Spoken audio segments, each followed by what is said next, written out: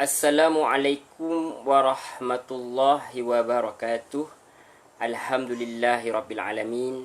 Wassalatu wassalamu ala ashrafil anbiya wal mursalin wa ala alihi wa sahbihi ajma'in. Amma ba'd. Alhamdulillah thumma alhamdulillah biiznillah, dengan izin Allah Subhanahu wa taala dapatlah kita bertemu sekali lagi. Alhamdulillah kita dapat bertemu sekali lagi dalam slot kita, slot kisah para Nabi. Minta maaf tak dapat bertemu awal hari ini, sibuk sedikit, ada beberapa perkara yang perlu diselesaikan.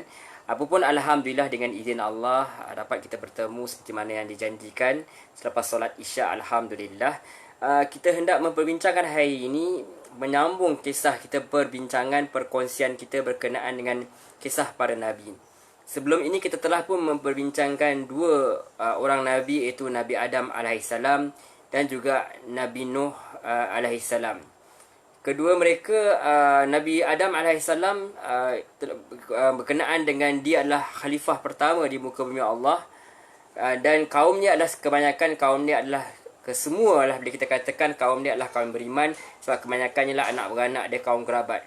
Cumanya berlakulah itu pergelinciran oleh iblis, syaitan, yang telah menyebabkan berlakunya pembunuhan pertama yang direkodkan di muka bumi Allah inilah. Tetapi manusia masih lagi kekal dengan keimanan, sehinggalah sampai kepada kaum Nabi Nuh AS, di mana memulalah orang memperhambakan diri selain daripada Allah Subhanahu Wa Taala. Maka didatangkan banjir yang besar mengazab kaum-kaum Nabi Nuh yang tidak mahu beriman. Sebab apa? Sebab telah pun Nabi Nuh itu berdakwah menyeru kaumnya lebih kurang 950 tahun. Jadi itu tempoh yang sangat lama. Dibimbangi jika Nabi Nuh wafat, maka akhirnya kaum-kaum yang zalim ini menyebabkan keseluruhan umat Nabi Nuh itu keluar daripada Islam. Jadi itu tak boleh dibiarkan berlakulah, kerana orang Islam ketika itu mungkin tidaklah seramai kita pada zaman ini. Jadi selesailah kisah Nabi Nuh AS. Satu kisah yang bagi saya amatlah menyayat hati, di mana ditunjukkan bahawa anak lelaki dia sendiri tidak mahu beriman kepada dakwah baginda. Jadi satu iman tu tidak boleh diwarisi jika kita katakan pewarisnya tidak mahu menerima ajaran Allah Subhanahu Wa Taala. Jadi manusia itu perlu membuka hati dia untuk Islam, barulah Islam itu boleh menembus hati dia. Barulah hidayah itu diberi kepada siapa yang mahu. Baik. Tanpa kita melengahkan masa, biduni idaatil waqti, insya-Allah hari ini kita akan sambung kita punya perbincangan kita, iaitu berkenaan dengan kisah para Nabi. InsyaAllah hari ini kita akan bincangkan berkenaan dengan kisah Nabi Hud AS. Kita telah membincangkan Nabi Adam AS. Kita membincangkan berkenaan Nabi Nuh, iaitu Rasul yang pertama menurut hadis Nabi. Ada perbincangan perbezaan. Kita tidak mahu memperbincangkan perkara tersebut. Adakah Nabi Nuh itu Rasul yang pertama, atau digelar Rasul yang pertama kerana bermulanya penyembahan berhala? Wallahu a'lam. Tapi kita lihat pada zahir hadis mengatakan dia adalah Rasul yang pertama. Kita tidak menceritakan berkenaan dengan Nabi Idris, kerana kita anggap Nabi Idris itu kisahnya sedikit sahaja. Kita terus kepada Nabi Nuh, dan sekarang kita pergi kepada Nabi Hud, kerana kebanyakan dalam Al-Quran selepas kisah Nabi Nuh itu diceritakan berkenaan dengan Nabi Hud. Dikatakan kaum Nabi Hud itu selepas pada kaum Nabi Nuh AS. Wallahu a'lam. Jadi kita lihat kisah Nabi Hud ini dengan kaumnya Ad boleh didapati dalam 18 surah di dalam Al-Quran. Dikatakan kisah Hud ni, kisah Hud dan kaumnya Ad dia datang selepas kisah Nabi Nuh AS dan juga kaum dia. Kesemua kaum Nabi Nuh AS yang menaiki kapal sebelum ini, di mana kita ketahui bahawa kapal itu berhenti di Gunung Judi, adalah orang-orang yang beriman. Dan sekurang-kurangnya, ini pandangan saya, sekurang-kurangnya mereka menzahirkan keimanan. Apa yang dalam hati itu hanya Allah Subhanahu Wa Taala yang tahu. Jadi kita ini kalau nak menilai manusia, kita nilai dari segi zahir saja. Kita tak boleh kata orang tu munafik ke orang tu munafik. Kita jangan nilai orang lain, kita nilai diri kita sendiri. Maka dipendekkan cerita, bertebaranlah kaum-kaum Nabi Nuh itu di seluruh pelosok bumi setelah tersadarnya berhentinya kapal itu tersebut di Gunung Judi itu. Kita tak tahu berapa lama selepas itu. Kemudian berapa lama selepas itu apa jadi kepada kaum-kaumnya. Kita tahu bertebaranlah manusia itu di seluruh bumi. Maka Nabi Nuh pun wafat. Kalau kita datangkan hadis dalam Musnad Ahmad, apakah yang ditinggalkan, wasiat yang ditinggalkan untuk anak-anak dia. Cuma yang kita ketahui, berapa lama selepas peristiwa banjir besar itu, yang pasti baginda iaitu Nabi Nuh AS dah kembali menemui penciptanya. Itu confirm. Tak ada siapa yang hidup kekal dalam dunia ini.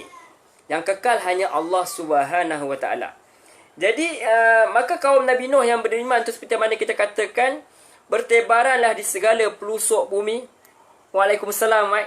Okey, sorry tak boleh nak tulis. Waalaikumsalam. Silakan. Selamat datang. Okey, maka kaum Nabi Nuh yang beriman pun bertebaranlah di segala pelosok bumi, dan antaranya melahirkan keturunan yang digelar sebagai kaum Ad. Okey, itu dia. Mereka ini, kita katakan mereka ini beriman kepada Allah SWT hasil daripada apa? Hasil daripada berpegang kepada ajaran Nabi Nuh AS. Itu kita katakan begitu. Namun, kita tak tahu apa berlaku seperti mana kisah Nabi Nuh. Kita tahu dalam hadis mengatakan bahawa bermulanya penyembahan berhala itu kerana mereka membuat satu monumen, beberapa monumen berdasarkan orang-orang soleh. Yang asalnya hanya untuk menjadi peringatan, akhirnya setelah matinya orang-orang yang pada zaman yang pertama itu, generasi seterusnya menyembah terus. Senang, khalas, habis cerita.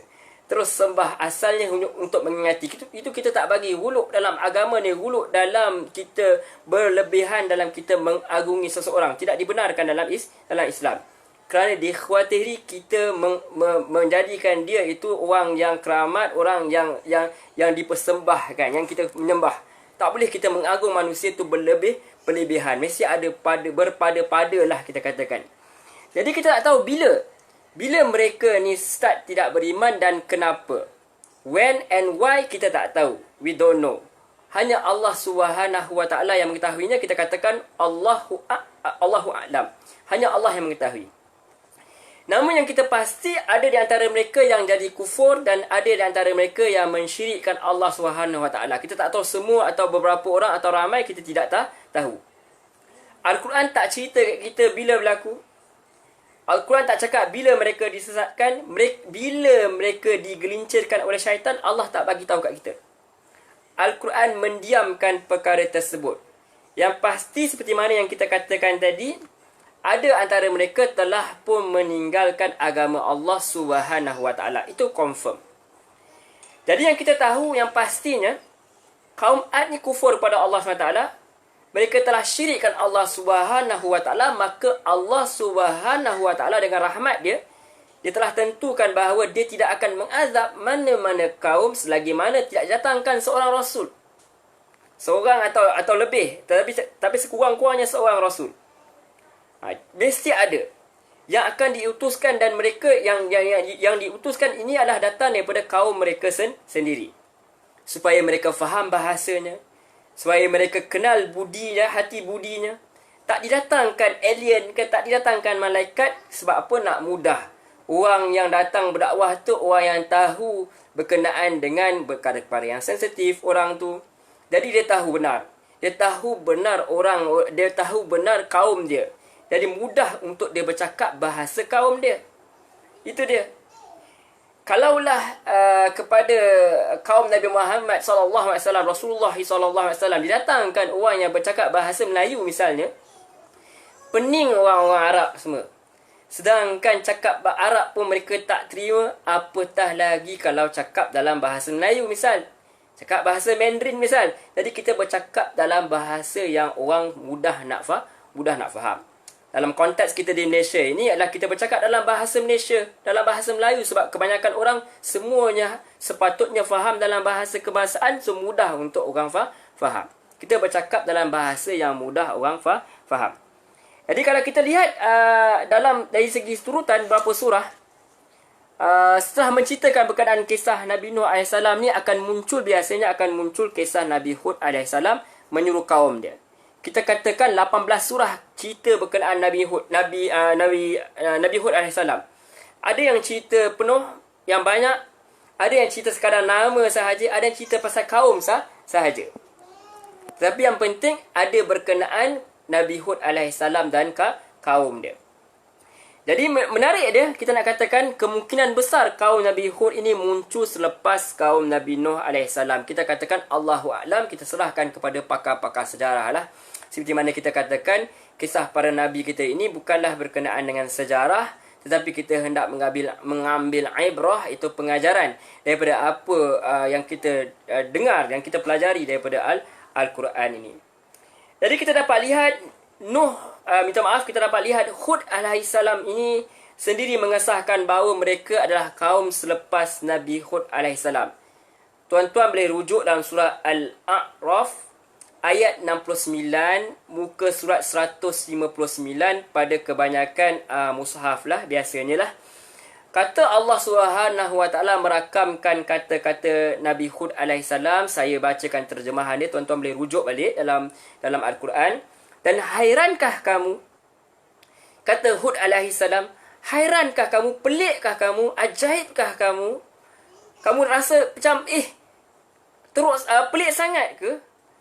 Amazing, macam tak boleh terima lah.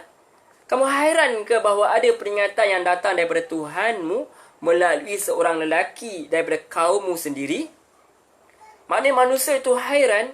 Satu orang datang, bangsa dia sendiri datang memberi peringatan. Sedangkan sebelum ni dia kenal dia hanya sebagai orang yang baik, diterima sebagai orang yang baik, tapi tiba-tiba mengaku sebagai seorang Nabi. Macam kita tuan-tuan, saya dah bincangkan sebelum ini. Dulu kita punya perangai taklah nak baik sangat. Tiba-tiba kita duduk mengajar kawan. Orang pun confused. Bila masa dia dapat wahyu? Tentu saja para Nabi ni dia tak macam kita. Tetapi dia pelik lah. Daripada orang biasa tiba-tiba mengaku boleh mendengar kata-kata Allah SWT itu daripada Jibril, daripada malaikat. Jadi ini sangat aneh. Apatah lagi kalau nak bagi pengeringatan kepada orang-orang yang lebih tua daripada kita, orang-orang yang lebih dahulu makan garam daripada kita, tentu itu bukan perkara yang mudah. Itu dihadapi oleh Nuh AS dan itu juga dihadapi oleh Hud AS.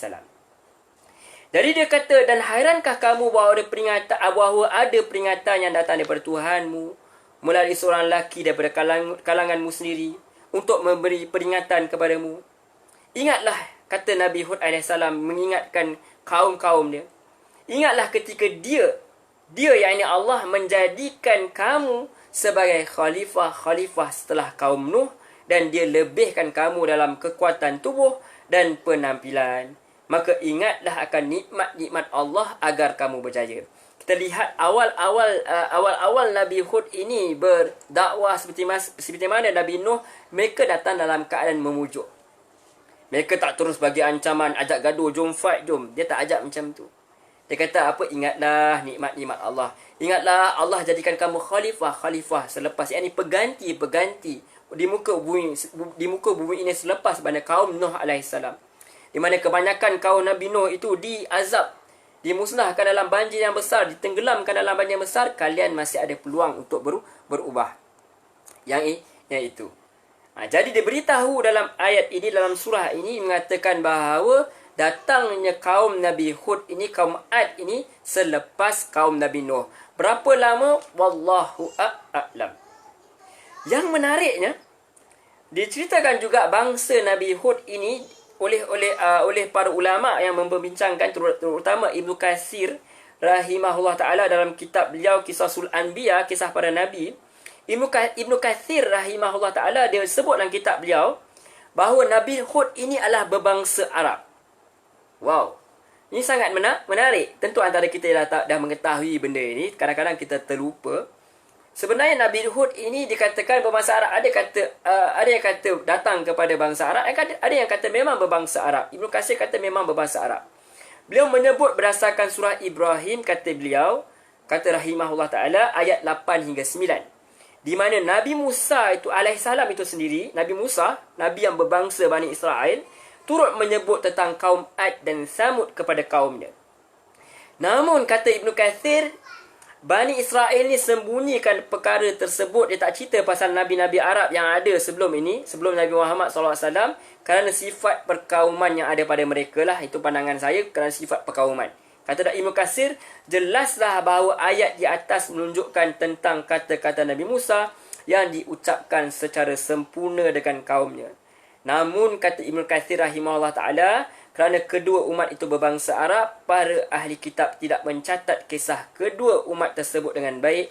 Demikian kita nakalkan daripada Ibnu Katsir rahimahullah ta'ala. Jadi kita jelas bahawa Nabi Hud dan kaum dia adalah berbangsa Arab. Bani Israel, Yahudi zaman Rasulullah SAW, dia kata tak nak terima. Mereka tak nak terima Nabi Muhammad dengan alasan kerana bangsa Arab. Padahal sebelum ini ada sahaja Nabi yang dalam bangsa Arab. Tetapi mereka sembunyikan kerana perasaan hasad dengki. Itu dia. Nak rasa diri itu lebih daripada orang lain, dia sembunyikan bahawa sebenarnya Nabi Muhammad SAW bukanlah Nabi pertama dalam berbangsa Arab. Wallahu a'lam. Jadi dikatakan bahawa kaum Ad ini adalah kaum pertama yang bertutur dalam bahasa Arab. Wallahu a'lam. Hanya Allah Subhanahu Wa Taala sahaja yang mengetahui kebenarannya. Jadi kalau begitu kita katakan bahawa bukanlah suatu yang ajaib, bukanlah suatu yang memelikkan apabila adanya Nabi akhir zaman itu, ialah Nabi akhir zaman itu datang daripada bangsa Arab. Kita tak kata pelik. Cuma tuan-tuan jangan tanya ada tak Nabi dalam bangsa Melayu atau tidak, Cina ke India, Allahu a'lam, saya tak tahu. Barangkali ada, sebab ada dalam Quran mengatakan bahawa ada Nabi yang kami ceritakan, ada Nabi yang kami sembunyikan, kami tak cerita. Jadi kita tak tahu, wallahu a'lam. Yang penting kita tahu, dikatakan Nabi Hud ini berbangsa Arab.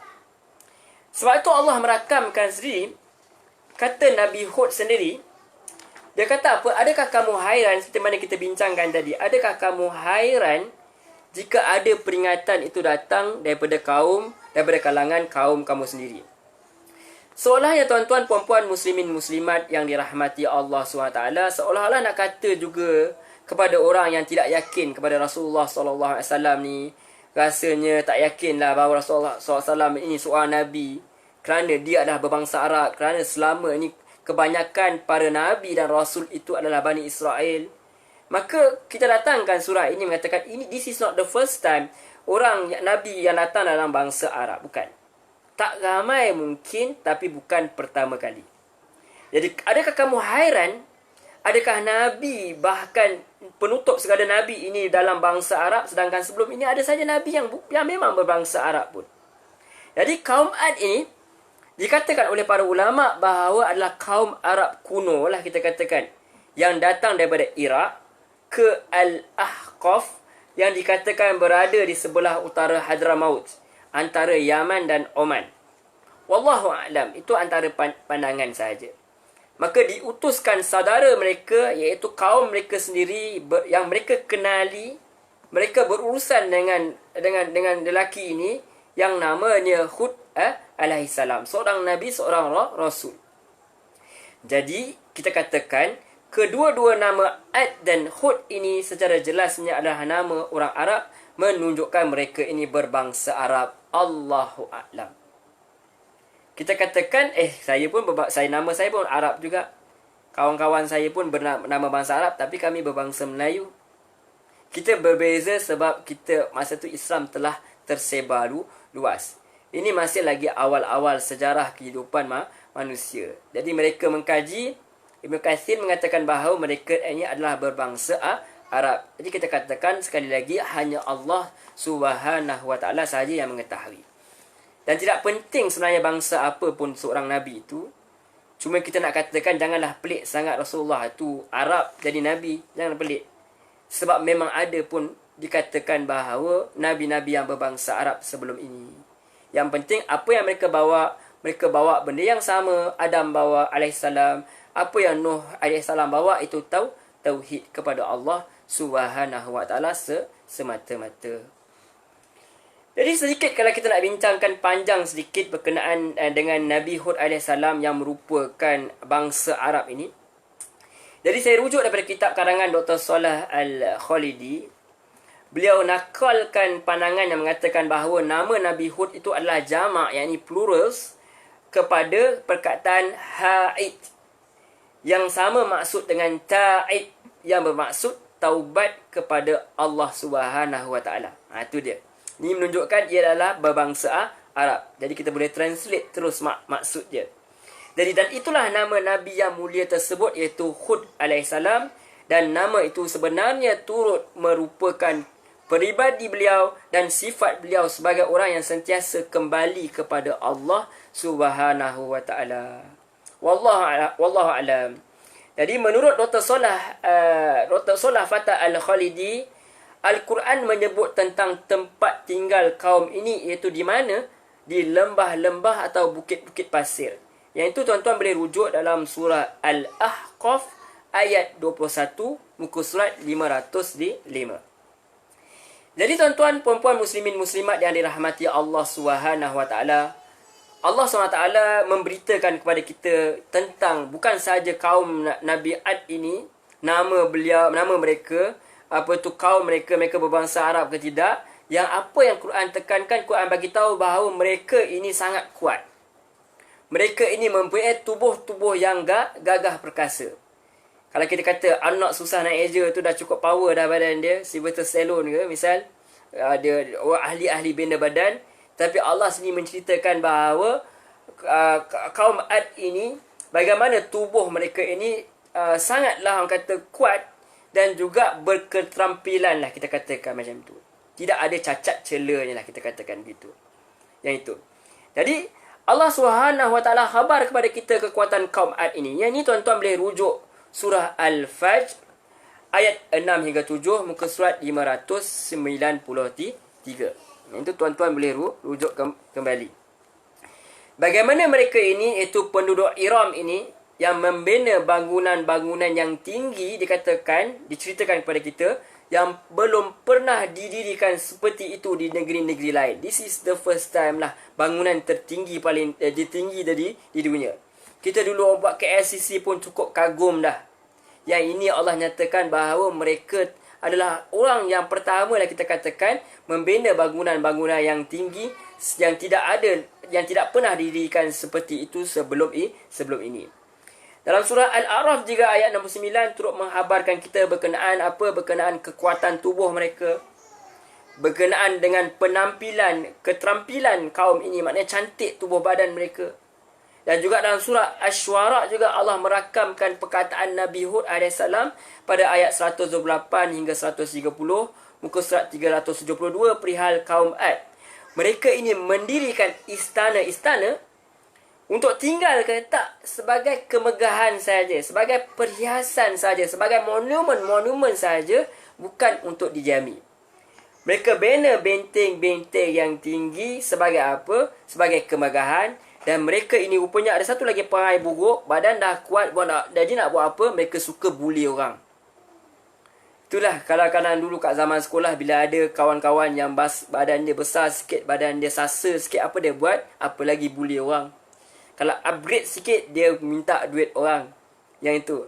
Jadi ini berlaku daripada dulu lagi, pada zaman Nabi Hud lagi, apabila badan dah kuat, dah pergi gym hari-hari ke, jadi mereka ni start pukul orang. Mereka pukul orang dengan apa? Mereka lakukan secara kejam dan juga bengis. Dan kita ingat dalam hadis Nabi kata, orang tidak ada dalam syurga, dia tak ada orang-orang yang bengis, tak ada orang-orang yang kejam, tak ada. Jadi kita lihat bahawa mereka ini adalah golongan-golongan yang kejam. Mereka ada kekuatan, mereka gunakan kekuatan mereka untuk zalimi orang lain. Dalam surah Fussilat ayat 15, muka surat 478, Allah Subhanahu Wa Taala merakamkan kata-kata mereka yang sebenarnya melambangkan kesombongan, melambangkan kebongkakan mereka. Kita lihat Allah rakam perkataan-perkataan mereka, di mana saya terjemahkan, baca terjemahan dia. Maka berkenaan kaum Ad, mereka buat apa? Mereka menyombongkan diri di muka bumi Allah tanpa mengendahkan kebenaran. Yang ini yang dibawa oleh Nabi Hud AS yang merupakan saudara mereka sendiri, yang mereka kenali. Allah datangkan para Nabi Rasul ni Allah tak datangkan dalam bentuk malaikat. Kalau Allah datangkan dalam bentuk malaikat, susah kita nak ikut. Dia puasa tak buka. Dia tak berkahwin.